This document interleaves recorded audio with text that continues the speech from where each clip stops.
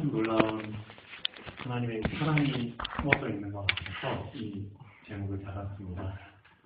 우리 광선이하고 충룡이가 몸이 많이 피곤할 텐데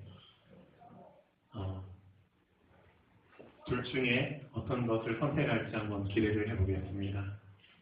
자, 육신이 많이 피곤하고 약하면은 그 육신으로 말미암아 영혼에 영향을 줄 수 있겠죠. 그런데 영혼이 건강하고 힘이 있다면 그 영혼이 육신에 영향을 줄 수 있겠죠. 그래서 화살표가 어느 방향으로 갈지 한번 기대해 보겠습니다. 많이 피곤하시지만 영혼의 힘을 얻어서 육신을 강건케 할 수 있는 그런 놀라운 하나님의 은혜가 임하면 좋겠습니다. 요셉이라는 사람에 대해서 우리는 참 많이 알고 있죠. 근데 요셉이 얼마나 대단한 사람이냐면은 그 당시에는 사실 일주일에 한 번씩 예배드리는 것도 없었죠. 그리고 문서로 기록된 말씀들도 없었습니다. 그냥 자기 아빠, 엄마 세대, 조상들로부터 전해 들은 거 있잖아요. 그걸 또 구전으로 계속 전해 들어가지고 그게 이제 자신에게 믿음이 되고 신앙이 되는 그런 시대였죠. 뭐 읽고 싶어도 뭐 글이나 그런 것들이 그 시대에 있었긴 하겠지만 제대로 기록된 문서나 그런 것들이 없었겠죠. 그래서 어떻게 보면은 진짜 그 시대는 1:1 신앙이 아니면 참 살아남기 힘든 시대였을 것 같아요. 그렇죠? 정말 하나님과 나 사이에 다이렉트에 그런 신앙 관계가 형성되지 않으면 참 살아남기 힘든 시대였을 것 같아요. 근데 하나님께서는 요셉에게 꿈을 통해서 또 묵상을 통해서 참 많은 비밀들을 알려주셨던 것 같습니다. 그 당시에 이제 자기 형제들 11명이 있었는데 그 형제들은 감히 꿀 수 없는 꿈들을 하나님이 보여주셨죠. 근데 그런 꿈을 꿀 수 있었던 계기도 어떻게 보면 아버지의 신앙, 그렇죠? 아버지가 묵상하는 것들, 또 아버지가 하나님께 믿음 고백하는 것들을 옆에서 보면서 어떻게 보면은 자랐겠죠.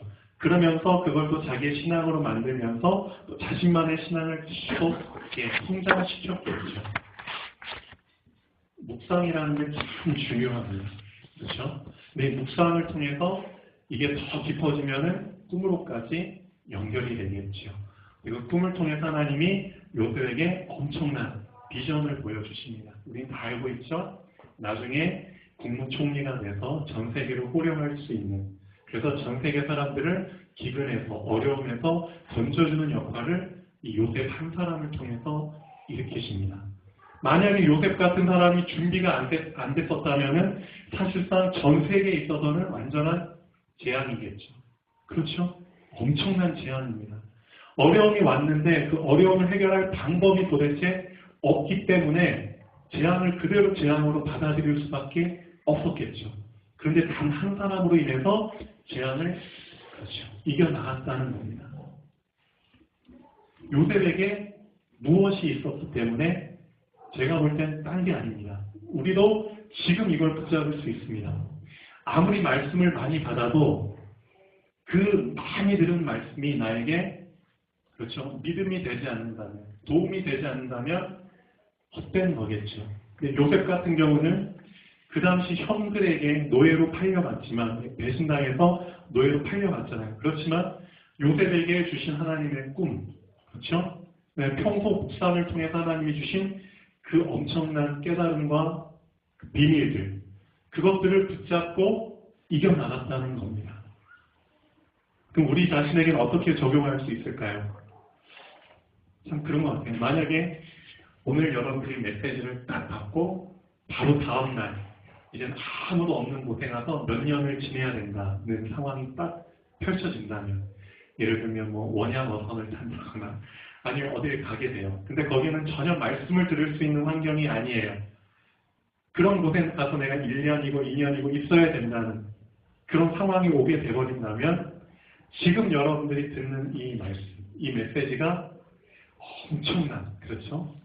아주 간절한 마음으로 말씀을 받는 그런 기회가 되겠죠. 왜냐하면 지금 메시지를 듣고 당장 내일부터는 말씀을 들을 수 없는 그런 현장으로 가야 돼. 거기서 1년 넘게 나는 혼자 살아남아야 돼.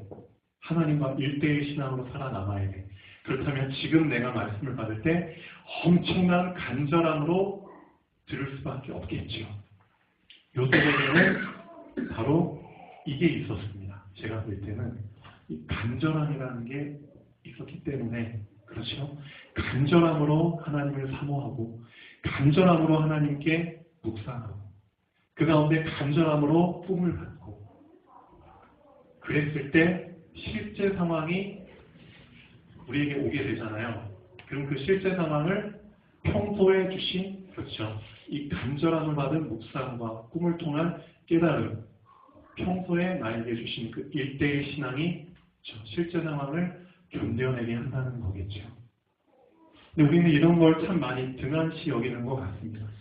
저도 비행기를 타본 지 몇 번 안 되지만 비행기 탈 때마다 꼭 이륙하기 전에 한 5분 정도 하는 그 순서가 있어요. 우리 권사님, 자, 비행기는 이제 타보셨는데 타니까 이륙하기 전에 그 승무원들이 통로에 이제 중간중간에 서서 뭘 했나요? 그 구명조끼, 그렇죠? 그거 입는 법, 이렇게 순서대로 다 가르쳐 줬잖아요. 근데 실제 그런 상황이 오면은 미안하지만 분명히 구명조끼 입는 법 가르쳐 줬거든요. 그리고 비행기를 많이 타본 사람은 아예 그걸, 그렇죠? 엄청나게 많이 경험을 했을 텐데도 실제 상황에 오면은 당황해가지고, 그렇죠? 많이 듣고 봤는데도 그거를 그대로 못해가지고 그냥 죽는 사람들도 부지기수입니다. 진짜 비행기가 물에 추락하거나 바다에 추락하거나 그런 상황이 벌어졌을 때 왜 그러냐면은, 그렇죠, 간절함으로 받지 않아서겠죠. 건성으로 받아서겠죠. 그런 겁니다. 그래서 하나님께서 우리에게 사실상 서론 한번 보시죠. 자, 서론의 3번 한번 보시면 날마다 근본이라는 걸 붙잡고 하루를 시작해야 하는 이유에 대해서 이제 기록을 하고 있습니다. 자, 근본이라는 건 딴 게 아니죠. 나의 근본은 하나님이시다. 오늘 교동문 읽은 것처럼 그가 우리를 지으셨다는 거죠. 우리는 그의 지으신 말이에요. 그가 우리를 지으셨다. 이걸 붙잡는 게 근본을 붙잡는 겁니다. 맞다. 하나님이 나를 지으셨구나. 그리고 우리는 그의 것이에요. 이것만 놓치지 않아도 정말 하루가 달라집니다. 어제 잠깐 공연을 보고 왔는데 그 공연 하시던 분이 이런 고백을 하시더라고요. 참 유명한 예술인입니다. 그런데 9년 전인가 죽음의 위기가 와서 죽을 수밖에 없는 환경이었는데 예수님을 구주로 영접을 했다는 거죠.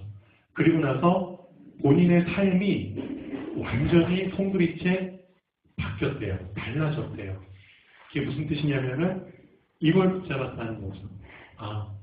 하나님이 나를 지으셨구나. 그리고 나는 그의 것이구나. 그 사실을 붙잡았을 때 그분이 어떤 고백을 하셨냐면은 더 이상 나의 인생에 있어서 실망이라는 거 있잖아요. 낙심이라는 거를 안 하게 됐대요. 실망이나 낙심을 하는 이유는 뭔가를 기대했기 때문이죠. 그런데 우리가 기대하는 만큼 그 기대가 우리한테 다, 그렇죠, 만족으로 오는 경우는 거의 없잖아요. 그렇죠? 그러니까 아예 그분은 그 기대라는 것 자체를 이제는 놓을 수 있게 됐대요. 그러니까 삶의 질이 엄청 달라졌다는 거죠. 그 기대를 놓을 수 있었던 이유는 바로 죽음을 통해서, 죽음의 위기를 통해서 이 세상이 참 덧없는 것이었구나. 내가 나 자신을 혼자서, 그렇죠, 하나님을 믿기 전에는 내가 나 자신을 책임져야 되는데 그런 힘든 상황 속에서 날마다 기대와 실망을 반복하는 그런 삶을 살았잖아요. 그런데 이제는 거기서 해방이 됐다는 거죠. 세상 게 다 부질없는 것이구나. 내가 하나님을 만났고, 그렇죠? 하나님이 나와 함께 하시다는 그 사실이 이제는 나에게 만족이 된다는 거죠. 그렇기 때문에 이제는 더 이상 기대할 것도 없다. 낙심할 것도 없다. 그냥 하나님이 나와 함께 하시는 걸로 하루를 시작하고 하루를 마친다는 거죠. 놀랍죠? 그분이 복음을 얼마나 알고 있는지 저는 잘 모릅니다. 그러나 가장 중요한 거를 이미 그분은 자기 걸로 만들어서 살고 계십니다. 그게 뭐냐면 근본을 항상 붙잡고 하루를 시작한다는 거죠. 그게 정말 중요한 겁니다. 근데 복음을 지식적으로 많이 아는 사람일수록 어떻게 보면은 가장 중요한, 그렇죠? 가장 중요한 기초를 너무 무시하는 것 같아요. 어떻게 보면 이게 우리 신앙생활에 있어서 전부인데 그 전부를 놓치고 뭔가 수준 높은 게 있는 것 같은, 그래서 그걸 자꾸만 추구해 나가려고 하죠. 어떻게 보면 그게 이제 또 사단이 주는 속임수이겠죠. 그래서 오늘 시편 말씀처럼 교동문 읽은 것처럼 근본을 붙잡고 하루를 시작한다면 그 사람의 하루는 전혀 다른 하루가 시작된다는 겁니다. 그게 아무것도 아닌 것 같지만 그게 날마다 쌓여갔을 때 실제 상황이 오면은 그게 빛을 발한다는 거죠. 그렇죠? 만약에 다윗이나 요셉이나 다니엘 그런 사람들이 실제 상황이 왔는데 만약에 평소에 쌓여있던 그게 없었다면 그 기회를 놓치게 되버리겠죠. 정말 신앙을 고백해야 될 그 상황에서 불신앙을 얘기해 버리겠죠. 그러면 하나님이 준비해 주신 엄청난 축복들을 자기 걸로 할 수가 없겠죠. 그렇죠. 그래서 하나님은 분명히 우리에게 실제 상황들을 허락하십니다. 근데 그 실제 상황 속에서 하나님이 준비하신 것을 그렇죠. 합법적으로 우리 걸로 소유하기 위해서 사실은 평소에 항상 근본을 붙잡을 수 있는 연습을 시키는 겁니다. 맞죠? 그게 참 중요합니다. 우리는 그의 지으신 바다. 우리는 그의 것이다. 그의 소유된 백성이다. 그가 기르시는 양이다. 이 고백들이 다 근본을 붙잡게 하는 고백입니다. 맞죠? 그래서 날마다 근본을 붙잡고 하루를 시작해야 하는 이유. 자, 요한복음 13장 10절에 보면 예수님이 이런 말씀을 하십니다. 이미 목욕한 자는 발밖에 씻을 필요가 없느니라. 무슨 뜻이죠? 자, 온몸이 깨끗하지만 우리가 이 세상에 발을 딛고 살고 있기 때문에 죄라는 것으로부터 그렇죠. 죄라는 것으로부터 어떻게 보면은 분리될 수가 없다는 거죠. 이미 죄악된 세상에 우리가 발을 딛고 살고 있기 때문에. 그래서 근본을 붙잡고 시작한다는 것은 딴 게 아닙니다. 날마다 아침에 일어날 때, 저녁에 자기 전에 제사장 되신 그리스도.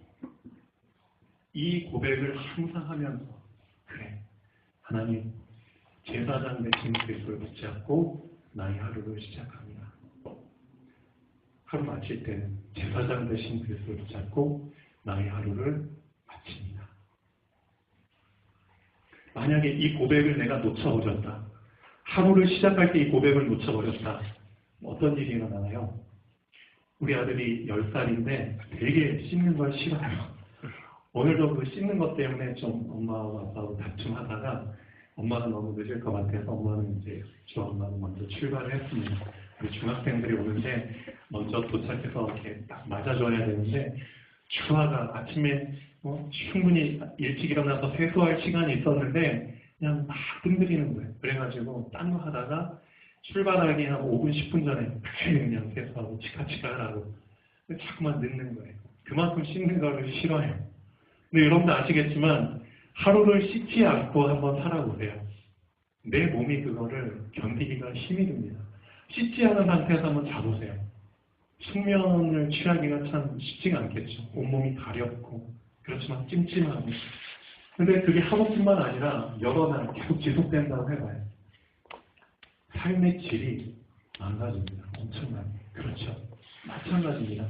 우리가 영적으로도 날마다 나의 죄, 그렇죠? 그 용서해 주신, 그리고 앞으로 지을 죄까지도 용서해 주신 그리스도를 붙잡고 하루를 시작하지 않는다면 하루의 삶이 어떻게 될 것 같습니까? 나의 영혼에 자꾸 더러운 찌꺼기들이 달라붙게 됩니다. 그럼 그것들이 나를 점점 더 세상을 살아갈 때 나의 발목을 붙잡고 점점 더 세상 속으로 깊이 빠져들게 만들죠. 그러면은 발걸음을 하나 옮기는데 힘이 참 많이 들게 됩니다. 점점점 무거움을 느낍니다. 영적인 무거움. 그렇죠? 어떻게 되느냐? 삶이 무거운 짐을 진 것처럼 무거워집니다. 다 경험하셨죠? 그래서 자, 날마다 제사장 되신 그리스도. 하나님, 하루를 시작할 때 나의 무거운 짐을입니다. 담당하신 주님을 찬양합니다. 이 고백 하나만으로도 그 사람의 삶은 어떻게 시작이 되느냐? 하박국 3장 19절 이 고백처럼 됩니다. 주 여호와는 나의 힘이시라. 나의 발을 사슴과 같게 하사 나를 나의 높은 곳으로 다니게 하시리로다. 삶의 질이 달라집니다.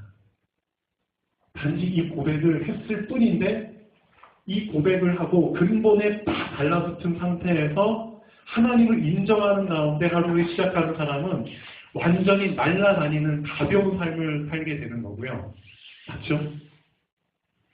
단지 이 고백을 안 하고 이걸 그냥 놓쳤을 뿐인데 그 사람의 하루는 엄청 무거운 하루를 살아가게 되는 겁니다. 그만큼 내가 하루를 시작할 때 근본에 그렇죠. 달라붙은 이 고백을 하느냐 못하느냐가 그 사람의 삶의 질을 결정하게 됩니다. 이거는 진짜 중요한 부분입니다. 놓치지 않았으면 좋겠습니다. 그래서 날마다 근본을 붙잡고 하루를 시작하는 이유가 여기 있었구나. 하루를 시작할 때 예수님은 나의 왕이십니다. 나의 제사장이십니다. 나의 선지자이십니다.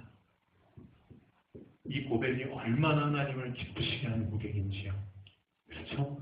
그리고 하나님은 이 고백을 한 자에게 그 고백을 그대로 이루시길 원하시는 하나님이십니다. 그래, 오늘 하루 내가 너의 왕이 되어주겠다. 제사장이 되어주겠다. 선지자가 되어주겠다. 자, 어제 잠깐 그 예술 그 공연 속에서 그 이집트 왕자라는 동영상을 잠깐 보여줬거든요. 이집트 왕자. 그렇죠? 모세의 이야기죠. 자, 모세가 이스라엘 백성들을 이끌고 이제 홍해 앞에 다 섰어요. 뒤에는 그 애굽의 군인들이 쫓아오고 있고 애굽의 모든 군인들을 총동원해가지고 바로왕을 데리고 왔거든요. 그리고 이제 이스라엘 백성들 그만큼 모든 군대를 다 끌고 왔다는 것은 아예 이스라엘 모든 몇십만 명의 백성을 몰살하기로 작정했기 때문에 총동원해서 나왔겠죠. 그만 이를 달고 이제 전속력으로 쫓아옵니다. 걸리면 정말 몰살 당합니다. 그런데 하나님이 이스라엘 백성을 어디로 인도하셨냐면 뒤에 바로의 군대가 쫓아온다는 걸 알면서도 인간의 힘으로는 어떻게 할 수 없는 홍해 앞에 일부러 가게 만듭니다. 자, 만화를 보니까 홍해가 진짜 무섭게 그려졌더라고요. 정말. 그렇죠? 막 파도가 치고 막 이렇게 높은 홍해로 그려졌는데 앞이 홍해고 뒤에 막 바로 군대가 쫓아오고 있고 이스라엘 백성들이 여기 중간에 낑겨가지고 완전히 진퇴양난이죠. 갈 데가 없어요. 그런데 그때 단 한 명이죠. 이때도 단 한 명입니다. 요셉 때도 요셉 단 한 명이었는데 이때도 모세 단 한 명입니다. 자, 우리 앞에 이런 홍해와 같은 실제 현상, 실제 상황이 왔을 때, 그렇죠? 정말 그 답이 없는 상황이 왔을 때, 그때, 자, 어떤 사람을 통해서 하나님은 문제를 해결해 주시냐? 다 알고 있죠? 이 사람을 통해서 해결해 주십니다. 선지자 되신 그리스도를 붙잡은 그 한 사람을 통해서. 선지자를 붙잡았다는 건 딴 게 아니죠. 일반적인 사람들의 눈으로는 볼 수 없는 것을 볼 수 있는 사람입니다. 육신적인 눈으로는 절대 답이 안 보여요. 앞에도 뒤에도 사방을 둘러봐도 육신의 눈으로는 절대 답이 안 보여요. 그런데 어떤 한 사람, 믿음의 눈이 열려있는 그 한 사람, 그렇죠? 누구를 믿는 모든 문제를 해결하시고 이미 답을 갖고 계신 선지자 되신 그리스도를 붙잡고 있는 그 한 사람, 그렇죠? 모세는 그 한 사람이었습니다. 우리에게도 이런 실제 상황들이 옵니다. 그때 여러분들이 선지자 되신 예수님을 붙잡았다면, 그래서 평소에 이 고백을 하라는 겁니다. 평소에. 그러면 실제 상황이 왔을 때 진짜 사람들은 볼 수 없는 그 홍해 속의 길을 보게 됩니다. 저 홍해가 갈라진 길 누가 알았겠습니까? 그런데 모세 한 사람을 통해서 길이 열리죠. 자, 오늘 본론 말씀 한번 보겠습니다. 시몬과 안드레의 집에 들어가시는 예수님. 자, 회당에서 나와. 자, 바로 저번 주 말씀 보면 권위 있는 말씀을 하셨죠. 회당에 들어가서 엄청 권위 있는 말씀을 하십니다.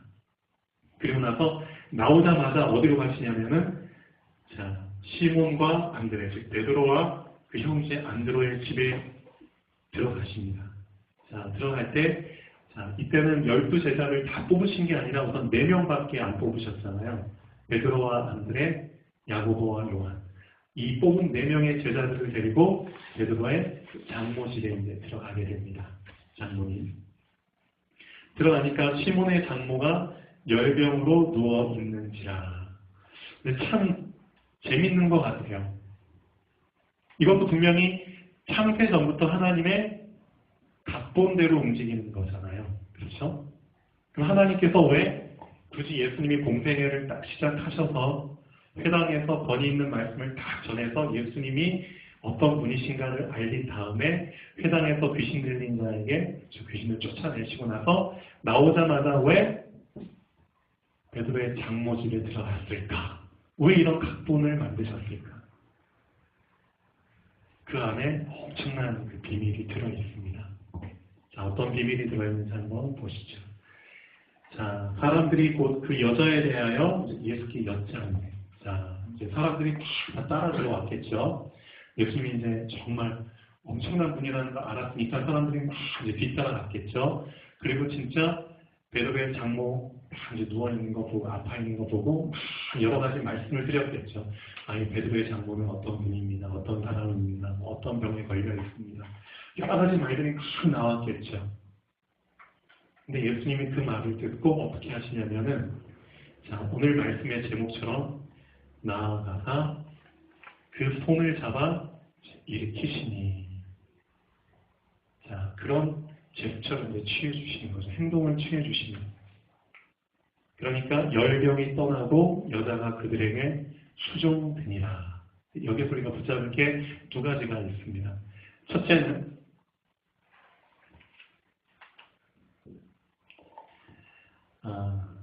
어떤 걸 먼저 말씀을 드릴까요?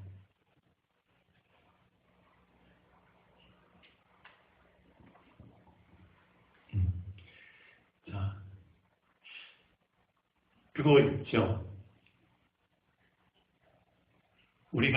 저도 마찬가지입니다. 저도 그 일반 세상 사람들하고 같은 삶을 충분히 살 수 있지만 그들이 사는 삶을 안 사고 하나님을 기쁘시게 하는 삶을 살기 위해서 이 길을 가고 있잖아요. 여러분도 마찬가지죠. 그런데 그거를 자꾸만 못마땅하게 생각하고 좀 방해하는 사람들이 있죠. 너는 왜 그렇게 가니? 특히 이제 그 사람들이 가족 중에 한 사람이라면 참 괴롭겠죠. 가족이기 때문에 나를 더 이해해주고 나를 더 믿어주고 힘이 돼주면 참 좋을 텐데, 그래서 한 가족이 나에게 더 상처되는 말을 하고 힘든 말을 하면 더 힘이 빠지겠죠. 그렇죠? 저도 이제 저희 아빠께서 그냥 좀 아빠 기분이 안 좋거나 좀 아빠 이제 주변에 사람들한테 이제 아들이 뭐 그런 얘기를 들으면은 괜히 이제 기분이 안 좋으니까 저한테 막 가끔씩 잔소리를 하십니다. 너 왜 시골에다 기원해가지고 예를 들면 그런 말부터 해가지고 그렇죠. 근데 제가 이런 말씀을 드리는 이유가 있습니다. 자, 특히 여자분들이 이제 말이 좀 세시잖아요. 남자들보다 여자분들이 말이 좀 강하고 좀 말이 좀 세고 가시 돋친 말들을 좀 많이 하죠. 말이 좀. 근데 이 당시에도 마찬가지였을 것 같아요. 분명히 베드로 예수님의 수제자고 그렇죠. 예수님을 위해서 가장 큰 일을 할 제자인데 어떻게 보면은 자 베드로의 누가 나오죠? 장모가 나오잖아요. 만약에 예수님께서 이런 그 상황을 만들지 않았다면 그러면 아마도 베드로의 장모는 계속 베드로한테 간접적이든 직접적이든 예를 들면 계속 잔소리를 했겠죠. 그렇죠? 아마도 그랬을 가능성이 너무합니다. 장모잖아요, 장모. 응?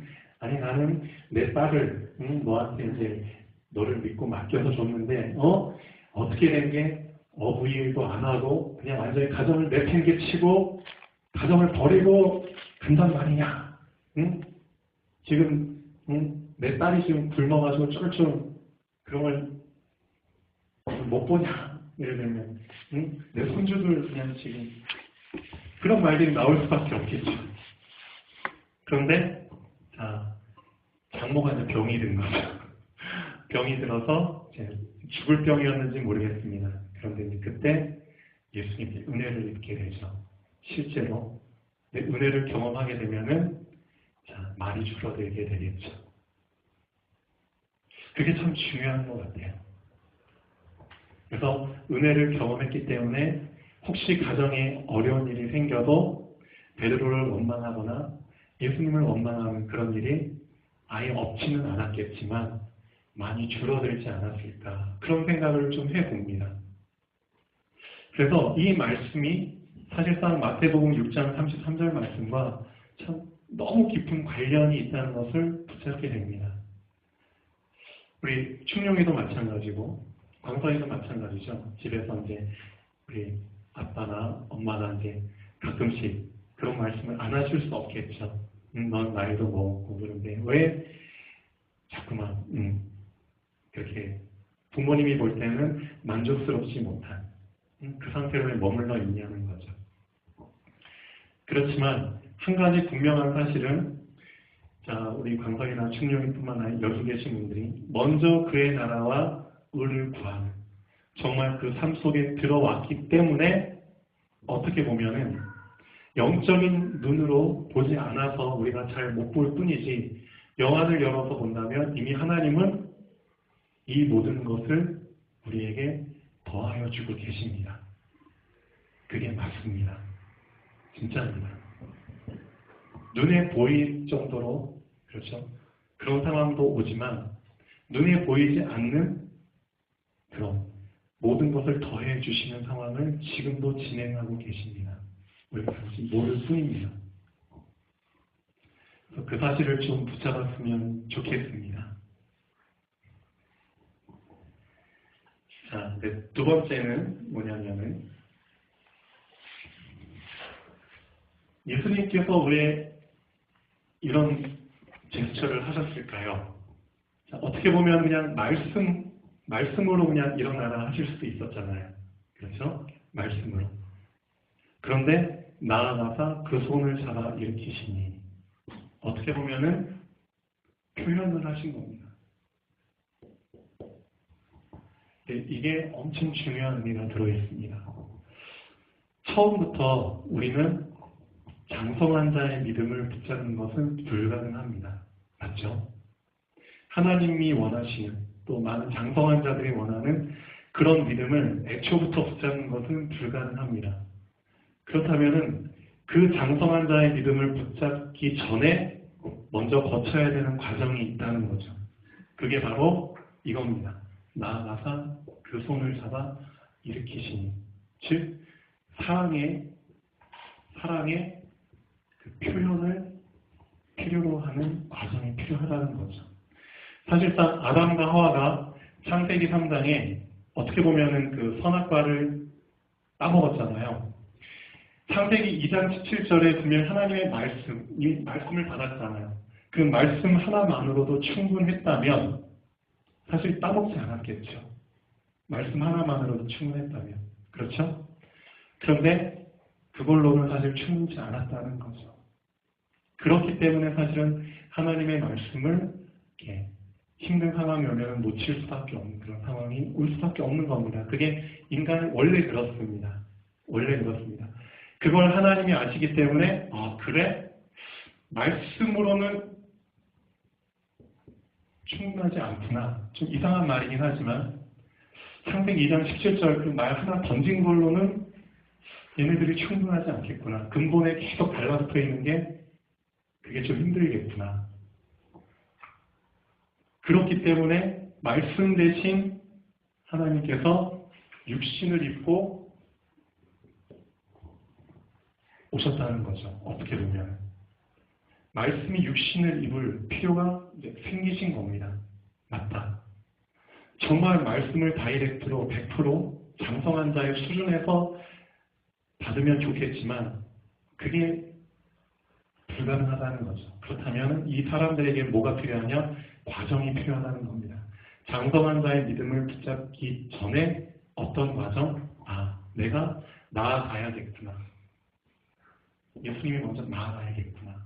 그리고 내가 먼저 그 손을 잡아야겠구나. 일으켜야겠구나. 즉 사랑을 표현하고 그 사랑을 경험해야 됩니다. 그걸 통해서 사람들은 그렇죠. 성장을 하게 되죠. 그리고 장성한 자가 되면은 이제 말씀을 붙잡게 되는 그런 시간표가 오게 되겠죠. 그래서 예수님께서 말씀이신 하나님이 육신을 입고 오신 게 아닌가 그런 생각도 해봅니다. 분명히 육신을 입고 온 이유에는 우리의 죄 문제를 사해 주시기 위해서 고난과 죽으심을 당해야 되는 이유가 포함되지만 이 안에는 그렇죠. 우리의 단계를 아시기 때문에 과정을 아시기 때문에 그 과정을 충족시켜 주시기 위한 그 사랑의 배려도 들어있구나. 그렇게 해석이 됩니다. 맞다. 나아가서 그 손을 잡아 일으키시니. 그래서 지금 우리 교회에 많은 삶이 무너지신 분들이 오시고 아이들이 많이 오잖아요. 그러면 이 아이들과 삶이 무너지신 분들이 처음부터 100% 장성한 자의 믿음을 붙잡는 게 불가능하기 때문에 하나님은 여러분들 통해서 어떤 과정을 충족시키고 계시냐면은 하나님이 하셨던 그 사랑의 표현, 직접 눈높이를 맞춰주고, 그렇죠? 나아가서 그 손을 잡아서 일으켜주는 그런 헌신과 봉사, 희생을 하게 하시는 겁니다. 그걸 통해서 이제 성장이 되는 거겠죠. 베드로의 장모를 가장 먼저 만나시고 이 장모에게 이런 행위를 하신 이유가 전 분명히 있다고 봅니다. 이런 부분을 놓치지 않으면 좋겠습니다. 이번 병자와 귀신 들린 자를 고치시는 예수님. 자, 이제 소문이 났죠. 자, 저물어 해질 때 이때쯤이면 이제 하루를 마감하고 이제 좀 쉬고 싶잖아요. 그렇죠? 그런데 쉬려고 하는 그 시간에 모든 병자와 귀신 들린 자들이 이제 예수께 옵니다. 이때부터 이제 또 예수님께서 일이 시작되시는 거죠. 성경 말씀을 근거로 보면은 온 동네가 그 문 앞에 모였다. 사람들이 엄청 많이 왔다는 거죠. 근데 해가 저물 때가 다 됐어요. 어둑어둑해져요. 쉬고 싶은데 사람들이 밖에 꽉 차 있는 겁니다. 뭘 해야 되나요? 본인, 그렇죠. 쉬고 싶은 거, 자고 싶은 거 다 내려놓고 다 고쳐줘야겠죠. 병자 고치고, 귀신 들린 자, 귀신 쫓아주고.